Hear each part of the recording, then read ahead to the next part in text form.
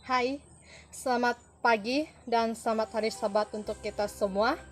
Cerita mission kita pada Sabat ini yaitu Sabat ke-8 bersamaan dengan 23 Mei 2020 bertajuk Setan dan Kematian. Lina tiba-tiba memandang ke arah kawan-kawannya, Anneli dan Timo, sewaktu Bible study di apartemennya di Rahi, 600 km di utara ibu kota Finland, Helsinki. Saya ada firasat buruk, kata Lina. Mari berdoa. Kemudian ketiga mahasiswa itu bertelut. Pada saat itu, satu sosok gelap yang tinggi menyerbu ke ruang tamu dan menuju laju ke arah Anneli. Wanita muda itu terhuyung-hayang ketika sosok gelap itu coba merasuknya. Timo dan Lina berdoa lebih sungguh-sungguh. Kemudian satu cahaya memasuki ruang dan mengusir sosok gelap itu. Namun, sosok gelap itu berdiri di dekat pintu dan coba masuk kembali. Tetapi cahaya terang itu menghalangi sedaya upayanya. Setelah sekitar 10 menit, sosok gelap itu menyerah dan meninggalkan mereka. Ketika ruang itu tenang semula, Lina menggambarkan pertukaran antara sosok terang dan gelap itu.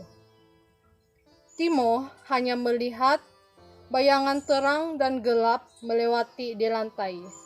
Anneli tidak berbicara tentang apa yang telah dilihatnya. Keesokannya, para siswa itu mengetahui bahwa serangan itu terjadi pada waktu yang sama dengan peristiwa bunuh diri di rumah terdekat. Itu sebabnya semerasa ada firasat buruk, kata Lina. Setelah lama berdiam diri, akhirnya Anneli mengakui bahwa dia telah mempraktikkan spiritisme di masa lalu dan masih diganggu oleh roh-roh jahat. Namun, Tuhan lebih kuat, katanya. Sendirian di tempat tidur setelah serangan itu, Anneli melihat sosok bercahaya memasuki biliknya dan duduk di tempat tidurnya sampai subuh. Serangan setan berhenti setelah Anneli dibaptiskan ke dalam gereja Masihi Advent hari ke-7. Itu adalah pertama kalinya Timo menghadapi pertentangan besar antara Kristus dan setan dari dekat, dan itu bukan yang terakhir. Timo ialah seorang mahasiswa jurusan komputer, sedang bersiap untuk dibaptiskan ke dalam gereja Advent. Pada satu malam, Timo yang biasanya tidur nyenyak, terbangun karena merasa bahwa seseorang menatapnya dalam kegelapan. Lalu dia mendengar suara. "Jangan minta baptis," kata suara itu. Timo mengintip ke dalam kegelapan, namun dia tidak melihat apa-apa, tetapi dia boleh merasakan kehadiran seseorang. Lalu dia berdoa, dan kehadiran seseorang dari biliknya pergi. Keesokan harinya, Lina memberitahu Timo bahwa seseorang telah bunuh diri di dekat rumahnya. "Kamu tahu jam berapa?" tanya Timo. Lina memberitahunya. Itu adalah waktu yang tepat ketika dia bangun. Kejadian pada malam hari itu tidak menghalang Timo untuk dibaptis, dan kemudiannya dia menjadi seorang pendeta Adventis. Pengalamannya dengan hal-hal gaib dan bunuh diri tidak berhenti. Suatu hari, dia dan beberapa pendeta Advent lainnya naik feri untuk perjalanan semalam ke conference pendeta-pendeta di Sweden. Dan malam itu dia gelisah. Setelah gagal untuk tertidur, dia merasakan keinginan untuk berdoa.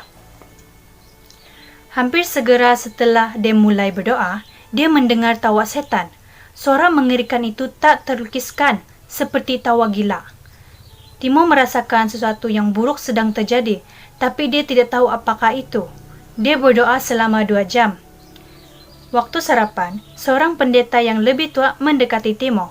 "Apa yang terjadi kepada kamu semalam?" dia bertanya. "Roh Kudus menyuruhku berdoa untukmu." Dia terbangun di tengah malam dan berdoa untuk Timo. Kemudian seorang pendeta lain datang bersama mereka. "Kamu tidak tahu apa yang terjadi padaku semalam," katanya. "Saya bangun dan merasakan urgensi besar untuk pergi keluar mencari udara segar. Ketika saya sampai di dek kapal, saya melihat seorang lelaki coba melompat ke laut. Saya memujuk lelaki itu dan menasihatinya selama 1 jam untuk tidak bunuh diri," kata pendeta itu. Ketiga-tiga pendeta itu membandingkan kejadian pada malam itu. Mereka menyadari bahwa ketiganya terjadi secara bersamaan. Timo, 45 tahun, dan seorang pengarah komunikasi Gereja Masehi Advent hari ke-7 di Finland melihat 3 pengalaman dengan peristiwa bunuh diri dan hal gaib sebagai bukti bahwa pertentangan besar antara Kristus dan setan sangat nyata. Itu terjadi di sekitar kita, katanya. Hal yang menggembirakan adalah Yesus sudah menang, kita tidak perlu takut. Bahkan dengan peristiwa-peristiwa gaib dan menakutkan ini, Yesus masih melindungi kita. Tidak ada yang bisa dilakukan oleh pihak lain, sambung Timo. Sekian dan terima kasih, itu saja cerita mission kita pada Sabat ini. Tuhan memberkati.